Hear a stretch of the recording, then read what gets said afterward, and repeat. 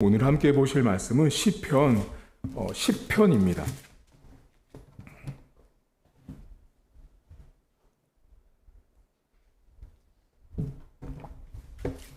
시편 1절부터 16절, 18절까지의 말씀입니다. 시편 10편입니다. 오늘 여호와여 어찌하여 멀리 서시며 어찌하여 환난 때에 숨으시나이까.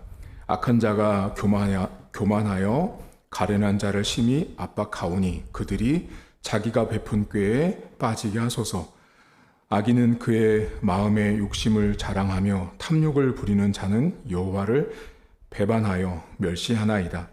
악인은 그의 교만한 얼굴로 말하기를 여호와께서 이를 감찰하지 아니하신다 하며 그의 모든 사상에 하나님이 없다 하나이다. 그의 길은 언제든지 견고하고 주의 심판은 높아서 그에게 미치지 못하오니 그는 그의 모든 대적들을 멸시하며 그의 마음에 이르기를 나는 흔들리지 아니하며 대대로 환난을 당하지 아니하리라 하나이다. 그의 입에는 저주와 거짓과 포악이 충만하며 그의 혀 밑에는 잔해와 죄악이 있나이다. 그가 마을 구석진 곳에 앉으며 그 은밀한 곳에서 무죄한 자를 죽이며 그의 눈은 가련한 자를 엿보나이다. 사자가 자기의 굴에 엎드린 같이 그가 은밀한 곳에 엎드려 가련한 자를 잡으려고 기다리며 자기 그물을 끌어당겨 가련한 자를 잡나이다. 그가 굽으려 엎드리니 그의 포악으로 말미암아 가련한 자들이 넘어지나이다. 그가 그의 마음에 이르기를 하나님이 잊으셨고 그의 얼굴을 가리셨으니 영원히 보지 아니하시리라 하나이다. 여호와여 일어나옵소서. 하나님이여 손을 두옵소서. 가난한 자들을 잊지 마옵소서. 어찌하여 악인이 하나님을 멸시하여 그의 마음에 이르기를 주는 감찰하지 아니하리라 하나이까.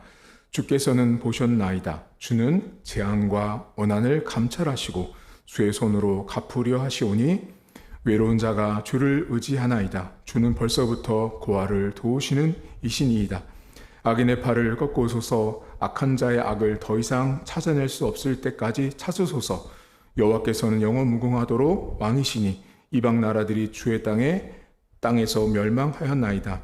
여호와여 주는 겸손한 자의 소원을 들으셨사오니 그들의 마음을 준비하시며 귀를 기울여 들으시고 고아와 압제당하는 자를 위하여 심판하사 세상에 속한 자가 다시는 위협하지 못하게 하시리이다. 아멘.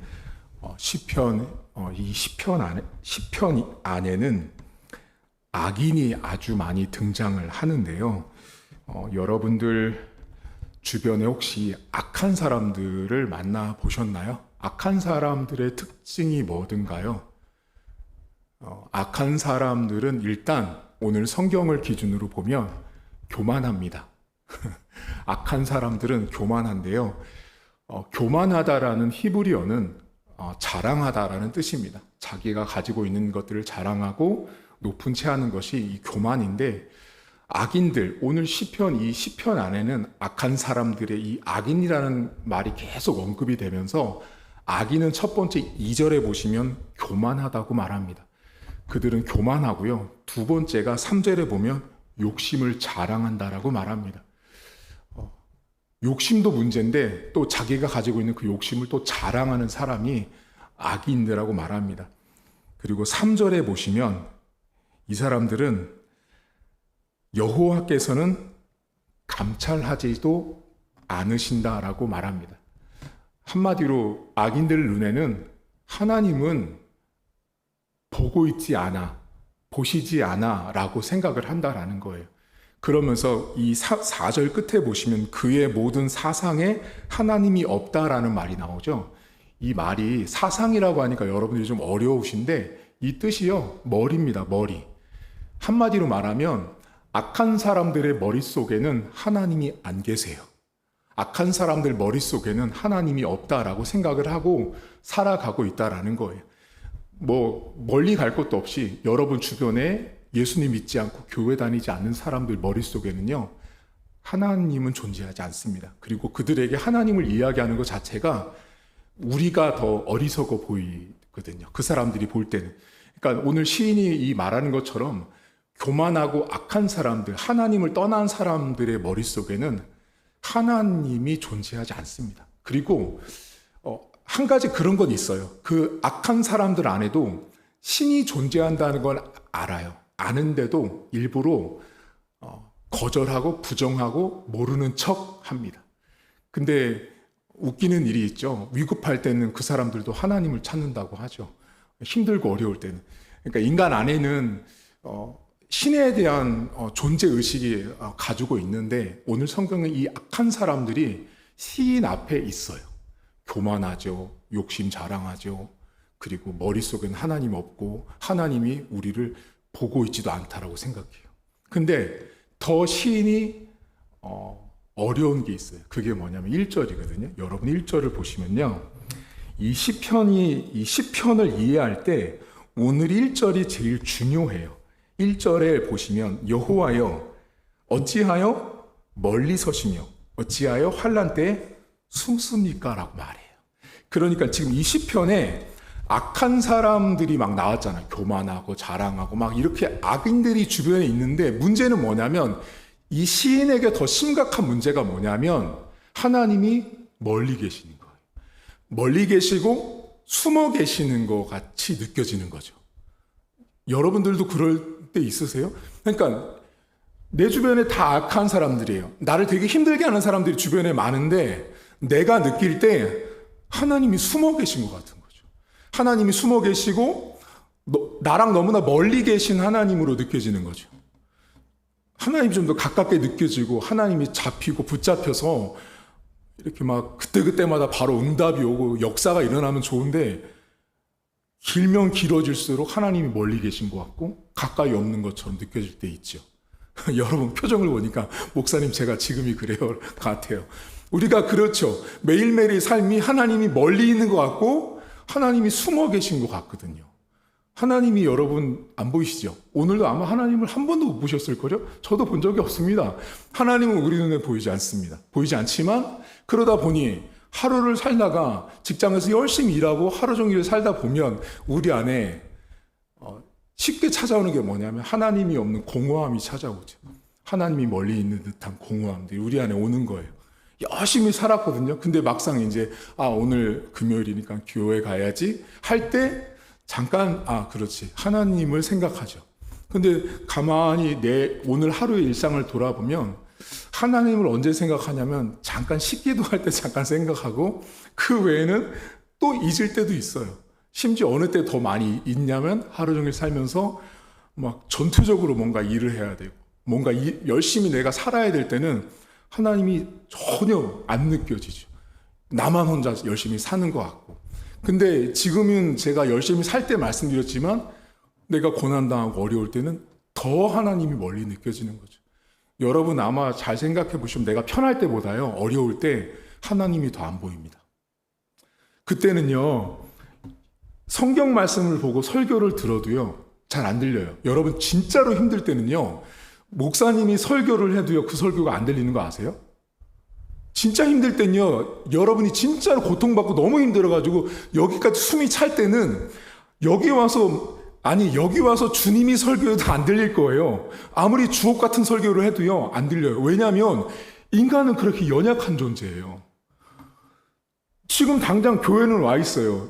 예를 들면 이런 경우들이 있거든요. 사역을 하다 보면 허겁지겁 어떤 분이 새벽 기도로 왔어요.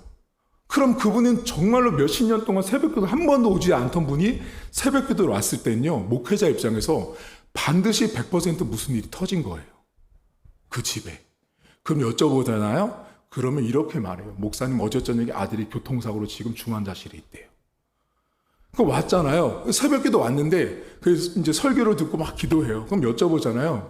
그분은 제가 무슨 설교했는지 본문이 뭔지도 몰라요.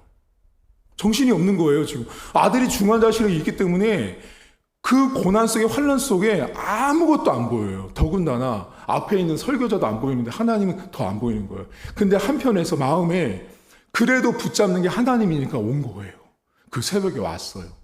근데 우리가 여러분 이렇게 고난 당하고 환난을 당하면 하나님이 더 멀고 하나님이 더 숨어 계신 것 같은 거예요. 근데 오늘 성경에 여기까지만 하면 좋겠는데 이 시편을 쓴 시인이 더 힘든 게 있어요. 어디 보시냐면 5절과 6절이에요. 이 5절과 6절 때문에 저와 여러분들은 인생을 살면서 힘들어합니다. 5절에 보시면 자, 그의 길이 누구냐면요, 악한 사람의 길이에요. 언제든지 견고한다라는 이 말이 히브리어가요, 성공하고 출세하고 돈 많이 번다는 뜻이에요. 그리고 이 사람 뭐래요? 심판은 높아서 자신들에게는 미치지도 않아요. 6절 보세요. 그의 마음, 악한 사람들의 마음에 이르기 나는 흔들리지도 않아요. 대대 환난도 당하지 않아요. 대단한 사람들이죠. 그러니까 이 악한 사람들은요, 성공하고 돈 벌고 출세해요. 내 주변에 있는 사람들인데. 그러니까 지금 나에게는 하나님이 고난 속에 환난 속에 멀리 있고 숨어 있는 것 같은데 내 옆에 있는 사람은 너무 잘 사는 거예요. 여러분 가족 중에도 그런 분 있을걸요? 내 일가 친척이나 내 동료들 가운데도요, 나는 정말 힘들거든요. 나는 정말 힘들데 저 집은 정말 잘 살아. 근데 한 가지 문제가 뭐냐면 교회를 안 다닌다는 거예요. 교회를 안 다니고 예수도 안 믿고 신앙생활도 안 하는데 저 사람은 나보다 더 잘 살아요. 저 사람의 자녀들은 나보다 더 잘 되고 나보다 더 형통한 것 같은 거예요. 지금 이 5절과 6절이 시인이 볼 때 하나님이 더 멀고 하나님이 더 숨어 계신 것처럼 더 증폭하는 효과가 있는 거예요. 내 주변에 있는 사람들이 잘 나가면 더 하나님이 나한테 못된 것 같은 거죠.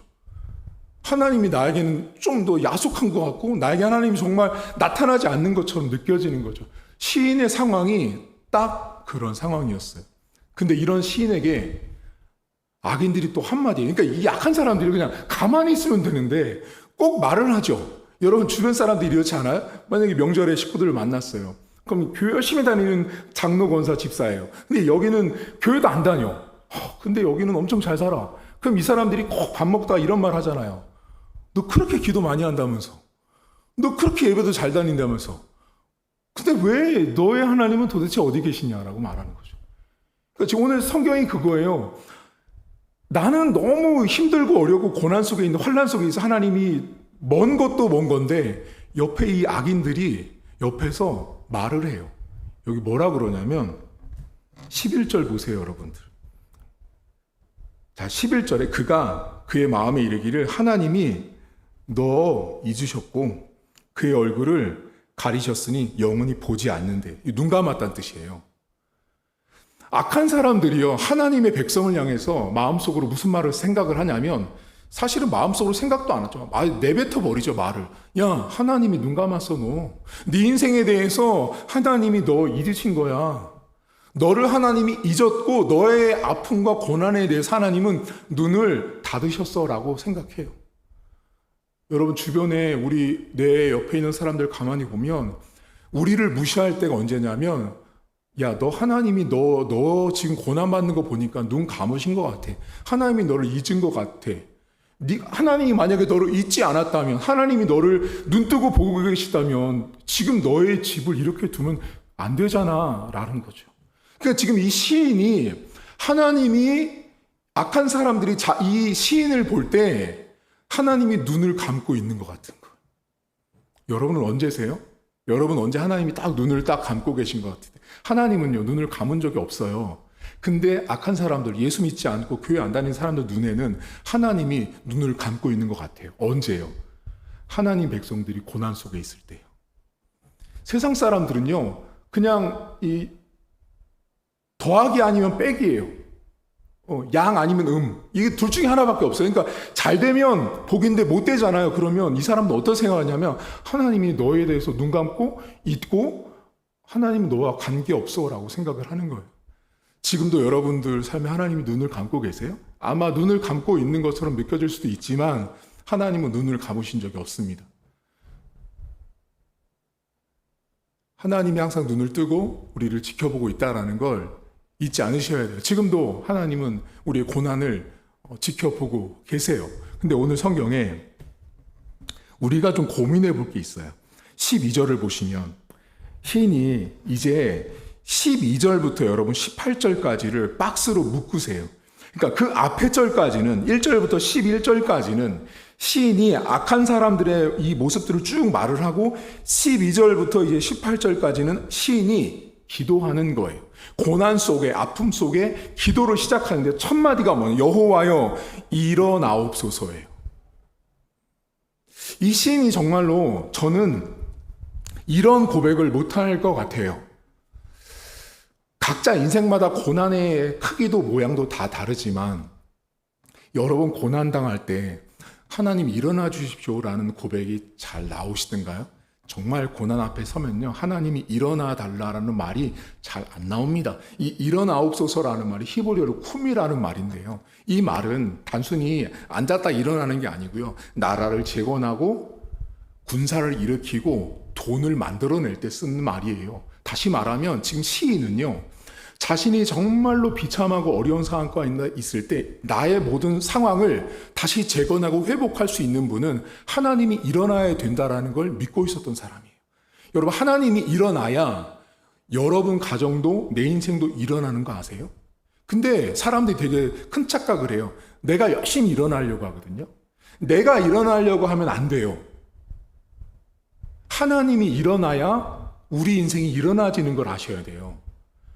근데 우리가 자꾸 신앙인들이 자꾸만 내가 일어나려고 하다 보니 하나님이 일어나서 일이 되어진다라는 걸 자꾸 망각하고 사는 것 같아요.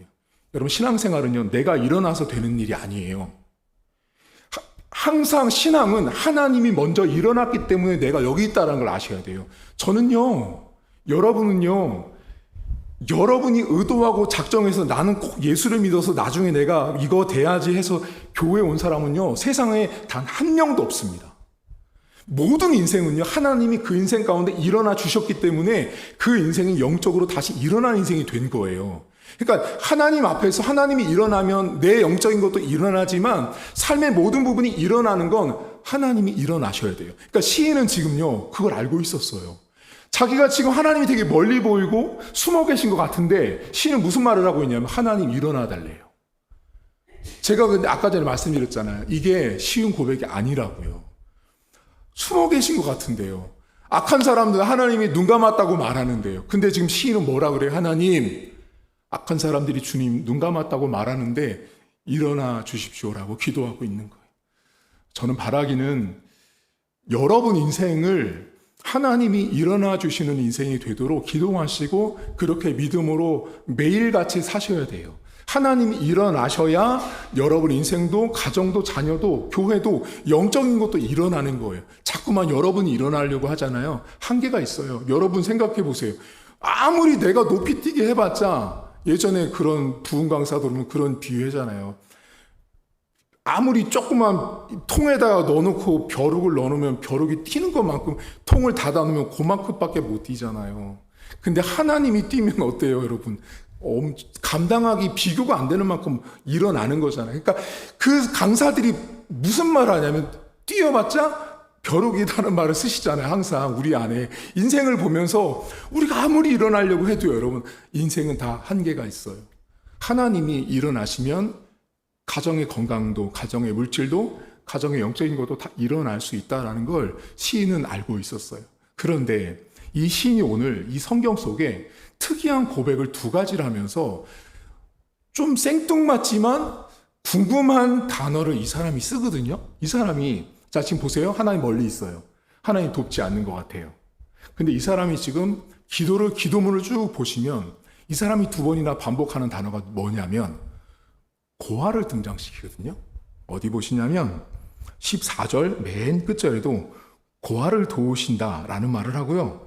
18절 맨 마지막 절에도 고아와 압제당한 자들을 심판하신다는 말을 나와요. 고아가 등장하거든요.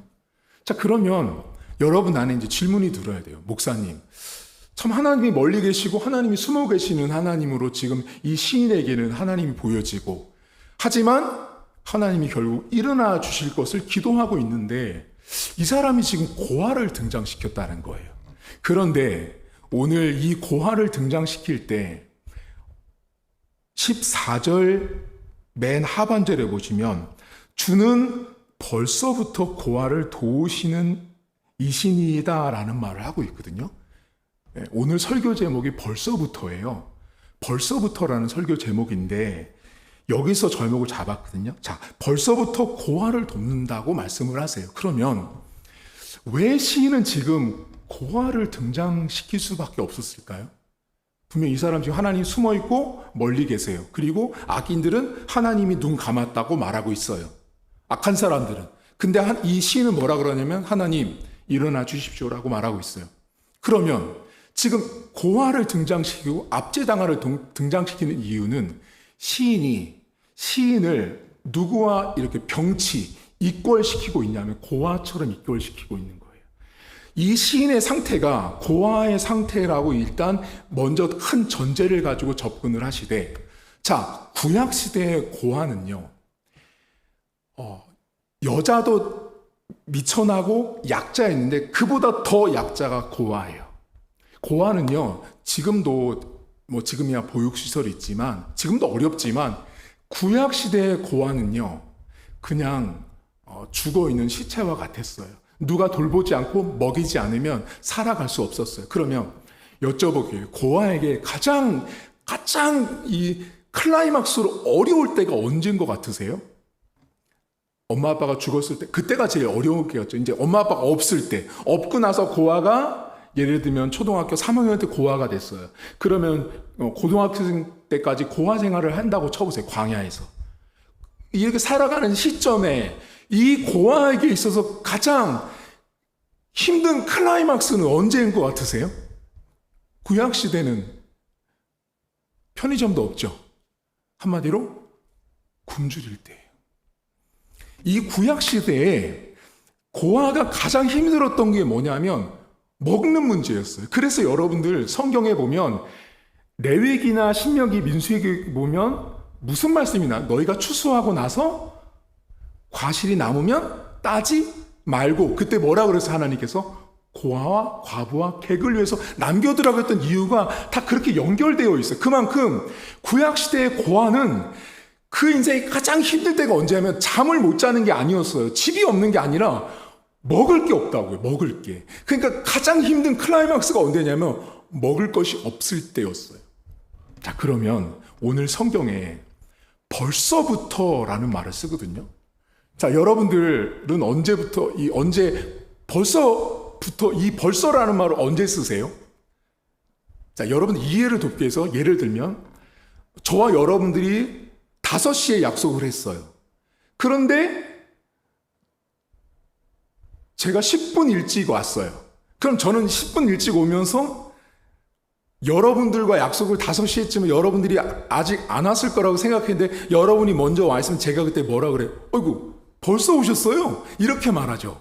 시간으로 앞서 있는 거죠. 시간으로 앞서 있는 거예요. 자, 그러니까 지금 아까 전에 고아는 언제가 가장 클라이막스로 어려웠을 때요? 먹을 거 있죠. 그 먹을 거가 굶주려서 정말 아무것도 먹을 것이 없는 그 고아의 상태 시점에 하나님께서요 언제 등장하시는 거냐면 오늘 한 끼를 안 먹으면 그 아이가 딱 죽을 때 하나님이 딱 도와주신 그때가 바로 벌써부터란 히브리어예요. 이게 참 이해하실지 모르겠는데 쉽게 말하면 하나님이 고아가 배고파서 죽어야 되는 오늘 당장 죽을지 몰라요, 이 사람이. 그런데 그 아이가 먹어야 될 시점에 먼저 가셔서 그 아이가 먹을 수 있도록 먹거리를 주시는데 가장 어려운 시점에 딱 나타나셔서 그 사람을 도와주시는 하나님을 말씀하기 위해서 벌써부터란 히브리어를 쓴 거예요. 그러면 이제 생각해 보세요. 시인은요, 하나님이 멀리 계시고 하나님이 안 보여요. 하나님이 눈을 감은 것 같은 거죠. 근데 지금 시인은 어느 상태였냐면 사실 멀리 있고 숨어 계시고 눈을 감겨 있는 상태가 마치 고아가 정말 고통스러운 최고의 끝지점에 있는 그 어려운 시점에 도달해 있는 고아의 상태가 오늘 성경에 있는 시인의 내적인 상태, 시인이 겪고 있는 상황적인 상태에 준한다라는 거예요. 근데 하나님께서 가장 어려운 그 최고의 시점에 고아를 돕듯이 오늘 시편에 등장한 시인을 하나님이 그렇게 도와주신다라고 시인은 믿고 고백하고 기도하고 있다라는 것입니다. 여러분, 지금이 힘드세요? 과거가 힘드세요? 앞으로가 힘들 것 같으세요? 어쩌면 여러분들은 지금이 제일 힘들다고 보실 거예요. 다 그래요, 인생은요. 목사님, 과거가 힘들었던 것 같아요. 아니요. 인생을 제가 이렇게 성도님들 만나보면요, 다 지금이 힘들다고 말해요. 옛날보단 좋아졌어요. 근데 지금이 가장 힘들어요. 근데 시인은 무슨 말 하냐? 그 가장 힘든 그 시점에 도달해 있는 고아가 너무너무 배고파서 지금 당장 죽을 것 같은데, 그때 하나님이 벌써 오셔서 먹거리를 준비하고 도움의 손길을 예비하고 계셨다라는 거예요. 여러분, 항상 하나님은 우리의 시점보다 앞서 있다는 거 아세요? 오늘 두 가지 여러분과 아까 전에 제가 하나님이 일어나는 시인의 기도를 기억하셔야 돼요. 하나님이 일어나셔야 되고, 두 번째는 항상 하나님 우리의 시점보다 먼저 앞서 있다는 걸 기억하셔야 돼요. 여러분이 항상 앞선 것 같죠? 내가 항상 앞서 있는 것 같고, 내가 누구보다 어떤 대상보다 어떤 상황보다 앞에 있는 것 같지만, 우리 삶의 시점은요, 항상 하나님보다 한 발자국, 아니 몇백 발자국 뒤늦게 따라간다는 걸 아셔야 돼요. 항상 하나님이 여러분 오늘도 앞서서 이렇게 앞으로 준비해서 우리에게 예배와 삶과 건강을 허락해 주셨다라는 거예요. 여러분도 사실 오늘 여기 예배당 오실 때 여러분들이 오늘 이렇게 제가 이 설교를 할지 사실 모르잖아요. 저도 몰라요. 오늘 누가 올지, 누가 와서 예배 자리에 앉을지 전 몰라요. 그냥 제가 해야 될 일을 성실히 믿음으로 최선을 다할 뿐이에요. 그럼 하나님이 그 시간보다 앞서서 일을 하시고 여러분들에게 각자에게 하나님께서 주시는 메시지가 있는 거예요. 여러분, 가정에서도 내가 볼 때는 내 가정이 조금 처지고 뒤늦게 가고 답이 없는 것 같아도 하나님이 여러분 가정보다 시간적으로 앞서 있다는 걸 잊으시면 안 돼요. 항상 하나님 앞에 계십니다. 여러분 뒤에 가지 않아요. 근데 정말 죄송한 말인데 자꾸 여러분이 하나님을 저를 따라오라고 이렇게 말씀하는 것 같아요. 주님 여기입니다. 주님 이쪽이에요 라고 말을 하죠. 어떻게 하는지 아세요? 나를 따라오십시오 주님. 그게 뭐냐면 꼭 기도를 그렇게 하잖아요. 주님 이건 이렇게 해야 되고 이건 이렇게 해야 되고 이게 다 나 따라오라고 하는 기도거든요. 그게 아니고요. 내 뜻이 아닌 하나님의 뜻대로 기도를 할 수 있으셔야 돼요. 그래야 자꾸만 하나님을 나 따라오라고 안 하고 내가 하나님을 따라가는 인생이 되는 거예요. 항상 하나님의 시점은 나보다 앞서 있다는 걸 잊지 않으셔야 돼요. 근데 이렇게 보면 자꾸만 신앙인들이 그 시점을 자꾸 놓쳐요. 자꾸만 내가 앞에 있다고 생각하거든요. 내가 하나님보다 앞에서 하나님을 인도하고 내가 이 정도 왔으니까 그러면 여기까지 온 게 분명히 하나님의 답일 거야. 아니요. 다 몰라요, 여러분. 여기까지 왔어도 하나님의 답이 아닌 경우도 있고요. 여기까지 왔어도 때로는 유턴하는 경우도 있어요. 때로는 다시 돌아가서 원점으로 가는 경우도 있어요. 항상 내 시점보다 앞에 계신 하나님을 먼저 보셔야 돼요. 벌써 오셨어요, 주님. 벌써 와서 고아의 먹거리를 준비해 놓으신 하나님이 우리 인생의 시점보다도 앞서 있는 하나님을 보시고요. 두 번째, 아까 말씀드렸던 자꾸 여러분이 먼저 일어나려고 하지 않으셔도 돼요. 하나님이 일어나셨기 때문에 여러분들은 이 자리에 있다라는 거예요. 하나님이 일어나야 합니다.